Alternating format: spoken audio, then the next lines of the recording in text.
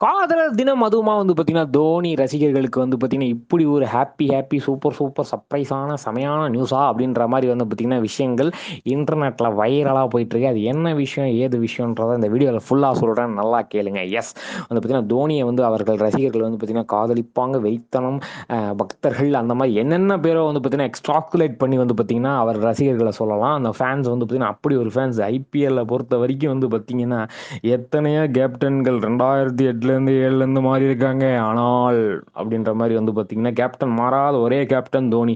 ஏன்னா 40 தாண்டியுமே வந்து மனுஷன் வந்து அவ்வளோ ஃபிட்னஸா, அவ்வளோ கெத்தா ஆடிட்டு இருக்காரு. அது மட்டும் இல்லாம வந்து பார்த்தீங்கன்னா, தோனி படத்துல அவர் ஃப்ரெண்டு வந்து பார்த்தீங்கன்னா, ஒரு ஸ்போர்ட்ஸ் கடை வச்சிருப்பாரு இல்லையா?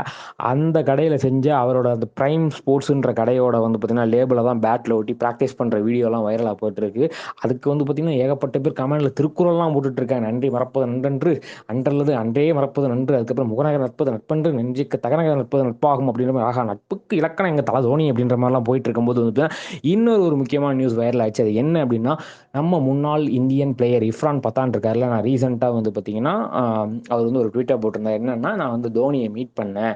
அவர் வந்து பார்த்தீங்கன்னா, பயங்கரமா லாங்கர், அதாவது 2007ல நாங்க வந்து ஃபர்ஸ்ட்டு T20 வேர்ல்ட் கப் ஆடுறதுக்கு முன்னாடி அந்த ஸ்டேஜ் ஃபார்ம்ல பயங்கரமா இருந்தார்ல தோனி.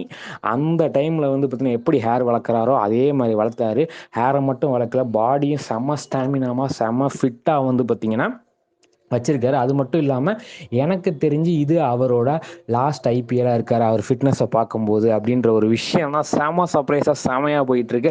ஆல்ரெடி வந்து எங்க தளபதி வந்து நடிக்க மாட்டாருன்னு பாதி பேர் சொல்லிட்டு இருக்காங்க. அதுக்கப்புறம் எங்க தோனி வந்து இந்த வருஷம் ரிட்டயர் ஆயிருவாரு. இந்த வருஷமே எங்களுக்கு எப்படிப்பட்ட வருஷமா இருக்க போகுதுன்னு ஃபேன்ஸ் எல்லாம் ஃபீல் பண்ணிட்டு இருக்கும்போது, இந்த நியூஸ் வந்து பார்த்தீங்கன்னா, பயங்கரமா வந்து பார்த்தீங்கன்னா, எஸ் எங்க தோனி இருக்கிற ஃபிட்னஸுக்கு கண்டிப்பா ரிட்டயர் ஆக மாட்டாரு அப்படின்ற மாரி இர்ஃபான் பதானே சொல்லிட்டாரடா. அவர் பார்த்து கண்டிப்பா ரிட்டயர் ஆக மாட்டாரா அப்படின்ற மாதிரியான விஷயங்கள ட்ரெண்ட் பண்ணிட்டு இருக்காங்க. நீங்க இத பத்தி என்ன நினைக்கிறீங்கன்றத கமெண்ட் செக்ஷன்ல சொல்லுங்க. இந்த வீடியோ உங்களுக்கு பிடிச்சா லைக் பண்ணுங்க, ஷேர் பண்ணுங்க, மறக்காம தினமலர் சப்ஸ்கிரைப் பண்ணுங்க. நன்றி, வணக்கம்.